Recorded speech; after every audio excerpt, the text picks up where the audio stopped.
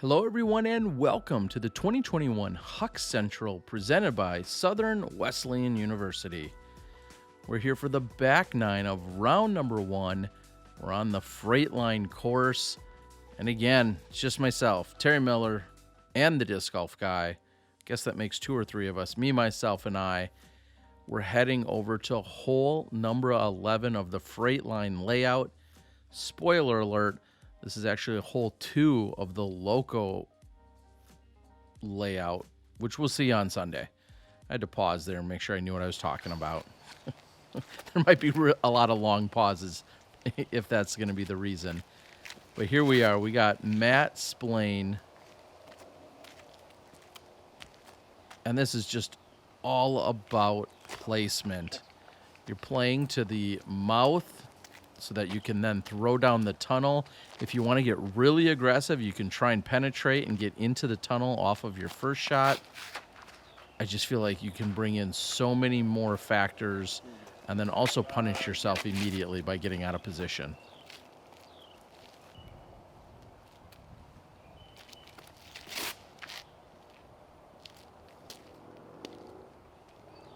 A moment ago, that was Ross. Here's David. And last to tee in the group will be Chris.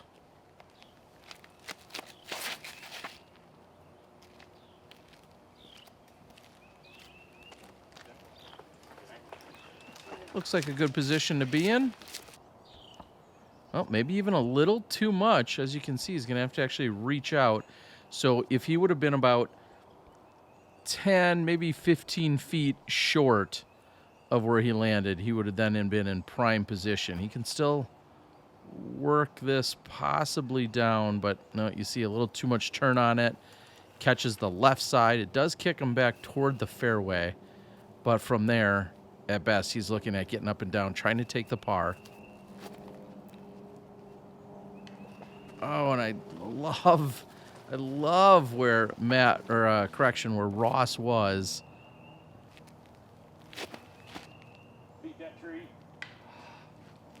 Well, you beat it all right. Unfortunately, I think you meant to get around it. Let's see if Matt can possibly play the skip. Just seems like everything pulls it over to that right-hand side. Now you can see the pin just on the top of your frame. It drops down behind the basket. Not immediately, like right off the edge of a cliff, but it definitely has a pretty significant downslope. So you have to be careful in running at this pin, because what might be 5 or 8 feet past a flat pin could turn into 15 or 20 or even 30 real quick.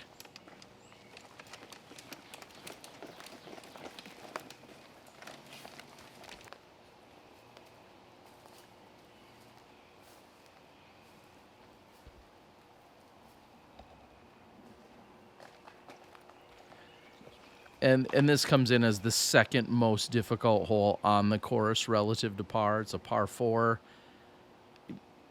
I mean, I guess it just goes to show, like, taking a par here, there's no shame in that whatsoever. You're probably picking up some strokes on the rest of the field. So if you can walk away with a par here, you're doing just fine.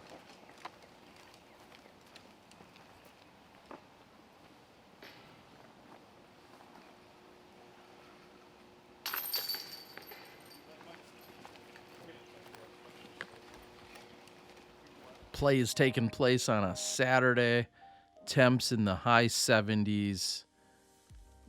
Doesn't feel like any humidity. It's just absolutely gorgeous. And one of my favorites, maybe because it's short and easier, hole number 12, uphill, second easiest hole on the course statistically.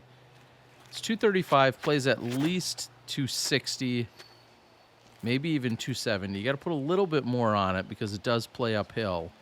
But I feel like almost any disc in your bag, you should be able to throw relatively straight or put on a little hyzer and get to the pin. Oh.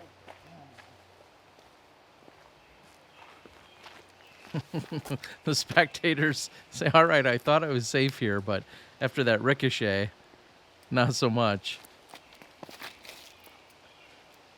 Ooh, and just barely getting past those first trees. David's up there looking at a putt.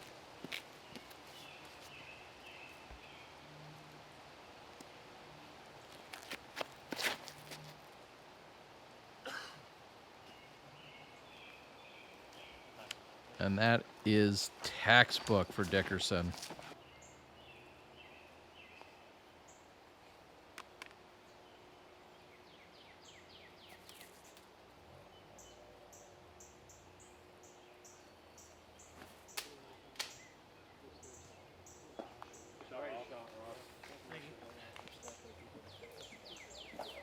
I give that an 11 out of 10. That was an incredible recovery shot. It's the right amount of bend, speed, angle, had everything.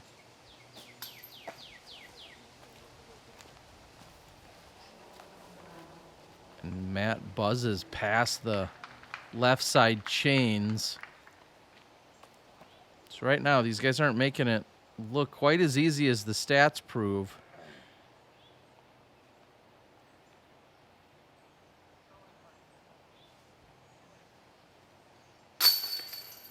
All right, there it is, David. Mentioned earlier, David, rated 995 out of Johnson City, Tennessee. See that he's got 4 wins here in 2021. He's got 10 overall pro wins, with 7 of them being B tiers.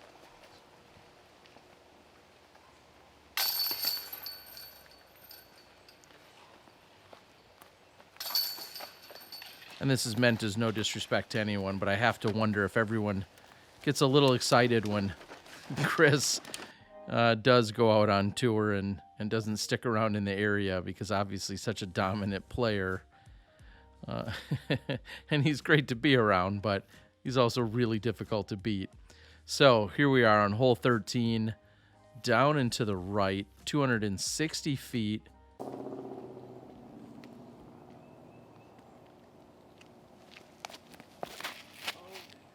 I think an easy mistake here to make is people feel like they have to throw it all the way down there and then they have to get it to turn to the right really hard. And although that's great, if you throw it dead straight or just have a little bit of ante on it, you're probably going to put yourself there for a putt. And Chris saws his forehand off a little bit early.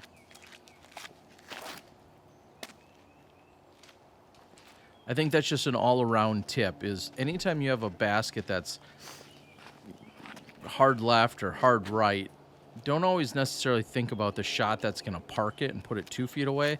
Think about the shot that's going to put it 10 or 15 feet away, because sometimes you get a little over-anxious and you think, well, I got to park this. I really got to turn it over. Or I really have to hyzer it hard. You'd be surprised how often a little more subtle shot will then also still put you in position and probably stress you out a little less.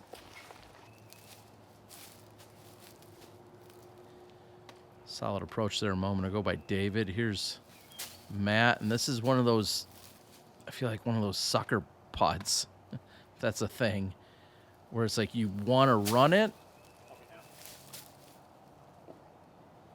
but it can run away real quick. That one checked up for him.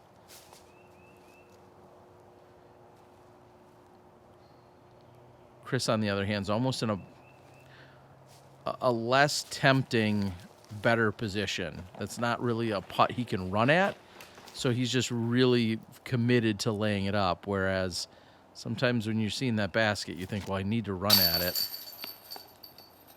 Oh, man. All right, that one didn't seem right. Maybe a little hot, but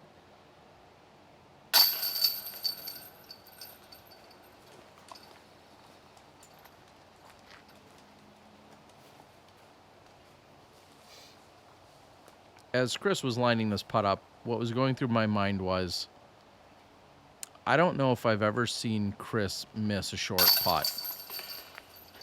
And then, of course, he made it. But I remember thinking while I was filming, it's rare. It's so incredibly rare to see him ever miss something inside, say, 20 or 25 feet.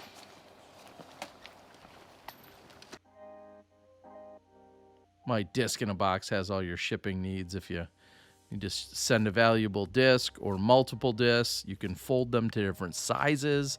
I also offer 2 and 4 mil bags. Reach out to me if you need any. They were made with disc shipping in mind. They are specific. And usually a better solution than what you find from Uline. Oh, go, baby, go. And if they're not a better solution, I'll be honest and tell you why. But more often than not, for most people's needs, they turn out to be a much more cost-effective solution. And Dickerson, ooh, overstable putter. Flashing just in front of the basket.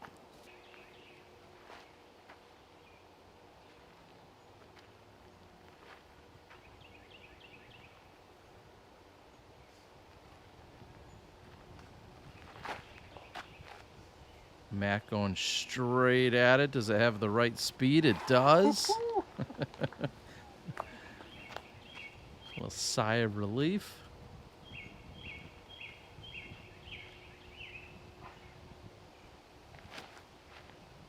Oh, and just missing. Stay on. Oh. Too much mustard on that hot dog.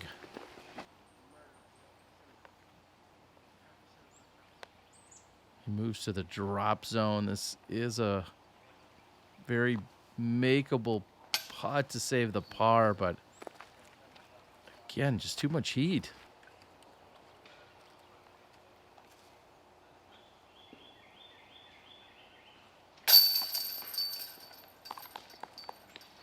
Solid birdie by David, who momentarily ties up Dickerson at 4 under.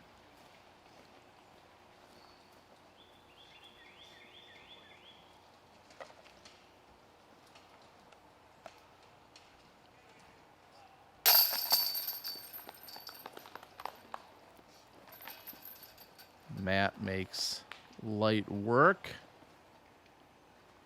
Ross, unfortunately, is going to be giving 2 to everyone on the card here. And you pretty much either birdie or bogey this one. There's not a whole lot of in between, because if you're putting yourself on that island, you're more often than not making the putt. Hole 15 starts with a little left to right bend that brings you out to this area. This is the inside left side track, which is not likely the track you would take. You're really just trying to throw it dead straight right there, and then just hope it doesn't hit anything late in the flight. And that's exactly what you'd love to see. Now, I think that got a little bit of a skip, so he's going to be faced with probably a circle's edge putt. But the actual flight, maybe with a different disc, would have been perfect. I like this shot by Chris. Well, okay, yeah, I mean, if you like park jobs.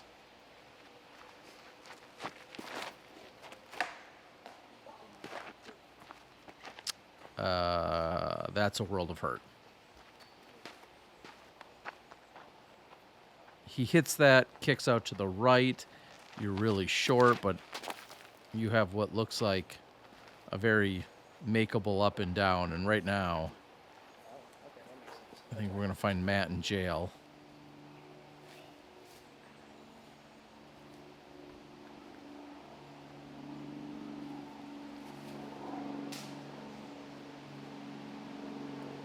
He's fighting.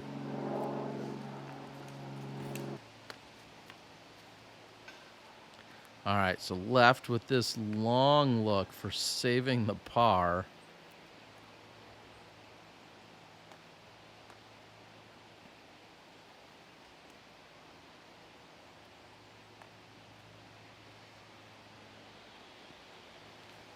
Picks up.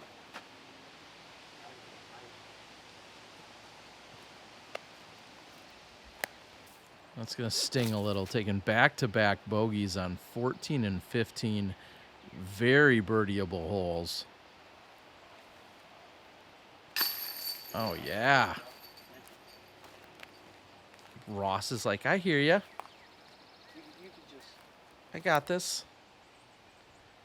And here's where David's had skipped to.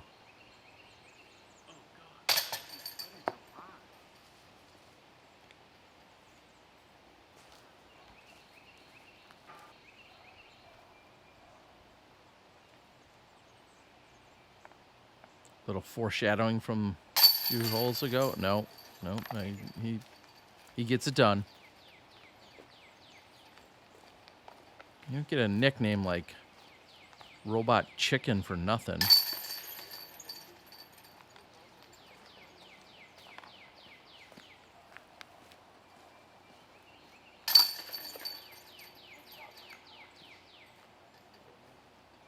Shake up on the card. Birdies, pars, bogeys. Pastry Dies has all your die disc needs. You got to go to the left of this Mando here on hole number 16. Short one, just a $1.95. There's an OB Creek on the left. So you really just need to throw left of the tree and then have it go pretty much dead straight. Well, yeah, like that.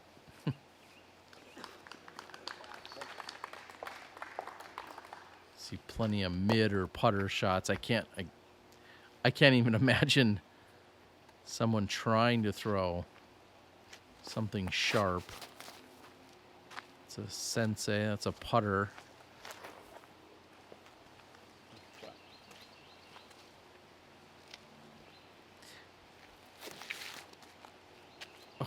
Just barely missing that tree.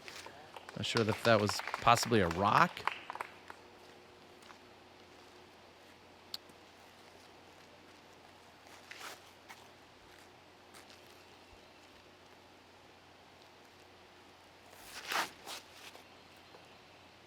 Couple of wind-ups and puts him on the dance floor. Right at circle's edge. Obviously just a step or so outside of it. I'll try and bring in a little of that Robot Chicken right off the front cage. So certainly some struggles here for Matt, and I say that because you really need to get 14, you need to get 15, or 15 is very gettable, and then 16 is, I believe, the easiest hole on the entire course statistically. So you have to get 16, or you're just giving away ground to the rest of the field. So Matt not taking advantage. David gets that one to fall in.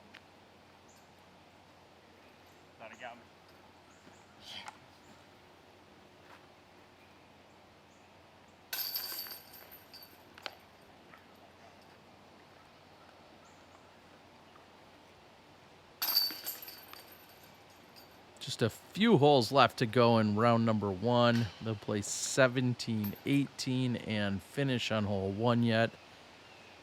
Chris Dickerson heating things up. He's 7 under. Speaking of heating things up, Double G Craft Jerky, Boom Sauce. Amazing. And I can say that because I've had it. I've had all the flavors. Boom Sauce is my personal favorite. Some people say it's too hot. All right, I'm right at the turn, so I can try and catch these shots coming in. And wow, that would have been the payoff right there for coming down near the catch position. Much tighter.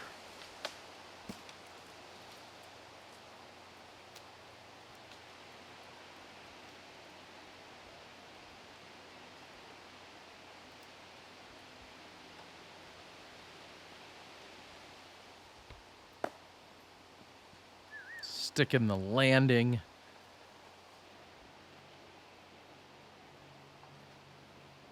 Yeah, really the shot, I mean, you're seeing it is, it's just a righty backhand hyzer. You want to throw it up in the air. Of course, if you hit the line, it's perfectly carved all the way to the pin.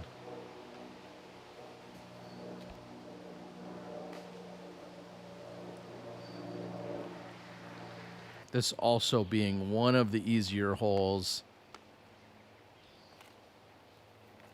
A little bit of a stretch here, and there Matt is getting on the train.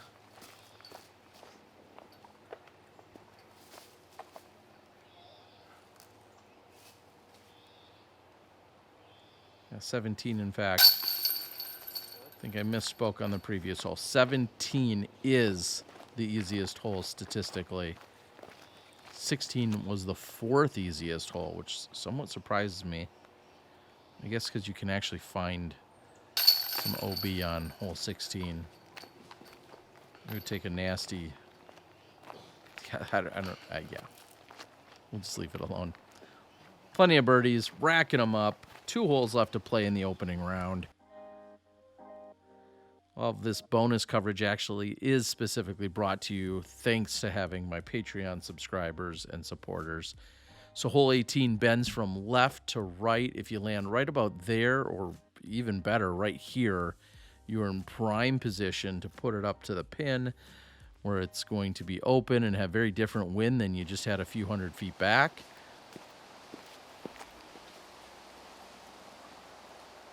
If you find yourself with a 3 here, you're definitely doing some good work. And Chris isn't clean.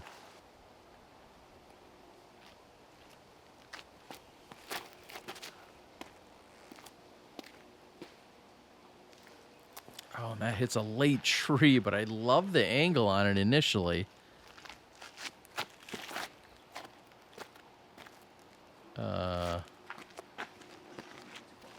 Okay, I think Matt can tell you he missed his line, but missed it just right, or just left, whatever you want to say, but missed it just barely, and it turned out to be a good shot. At least that's what I think. Matt, I apologize if you hit the exact line, but from everything it looked like to me, it looks like you were just a bit off on that one, but it worked out. David with a solid approach shot.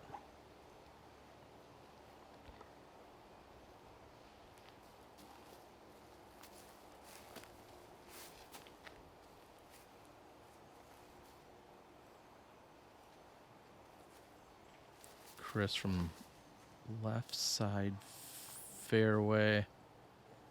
Wow. That gives him a look, albeit a long one. It still does give him a look.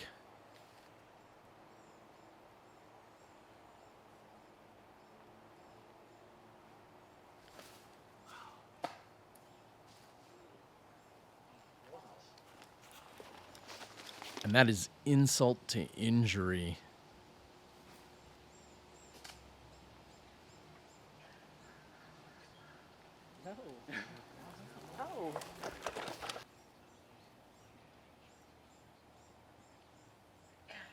See if Ross can make some magic after that kick. Did not do him any favors at all.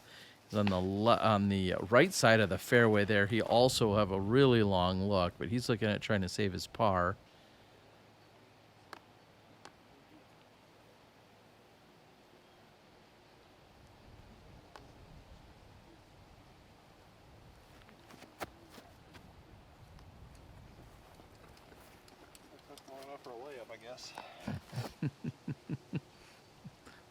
Sometimes a little reflection after the fact works out best.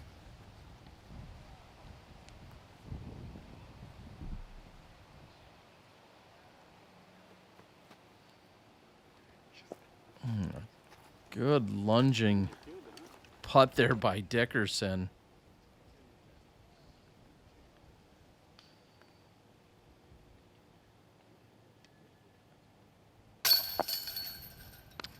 Oh, that hurt. hearts. David, you threw such an incredible approach shot. And now, unfortunately, going to settle for just the par.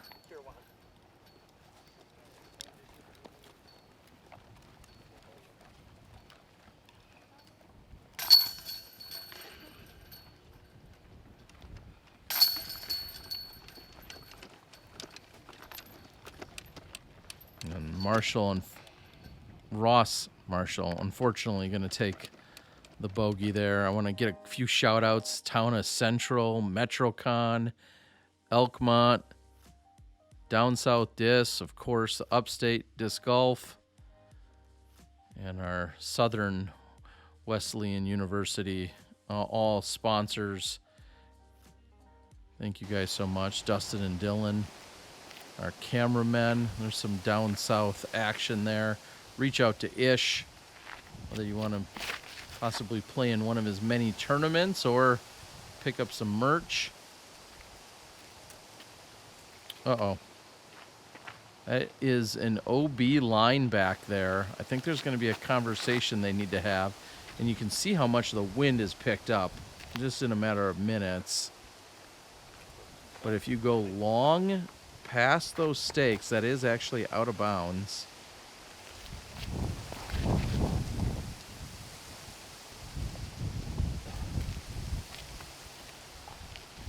I swear it's not a different day or a different tournament. The wind has just picked up that much.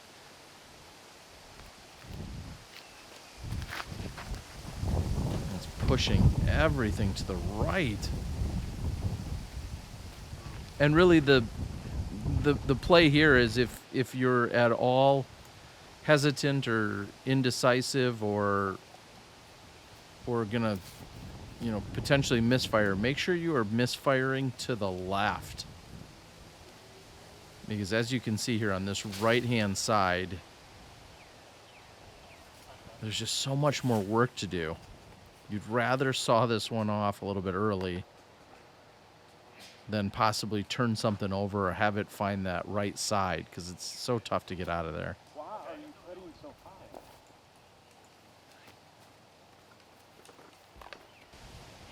Yeah, if you don't want to look at it, you can. But I mean, it's like. All right. That's a teachable moment, folks. If you are ever near an OB line, always have at least one person in your card acknowledge that you're in bounds. Sometimes they'll come look, sometimes they won't, but get somebody else to acknowledge it, because just with even the optics of this hole, it was not obvious to everyone else. And so Chris was making sure that somebody else would either acknowledge or know or come look to assure him that he was in fact in bounds.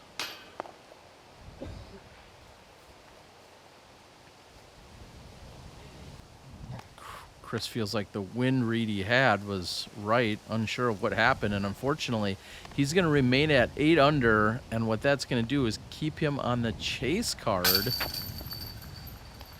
during round number 2. We're going to take a look at the leaderboard here right after these guys wrap up, but that will put Chris on the chase card instead of on the lead card. Thankfully, we've got bonus coverage, so I'll follow the lead card. And the tournament also wanted us to get some MP40 action, so we're going to have 2 cameras on the MP40 card for round 2. And with that, we take a quick look.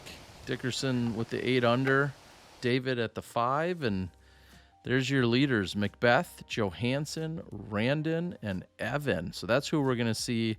I'm going to catch that with single camera, and then our dual camera team's going to head over and catch the MP40s. We'll see you guys there. Like, share, and subscribe, and maybe you'll win something.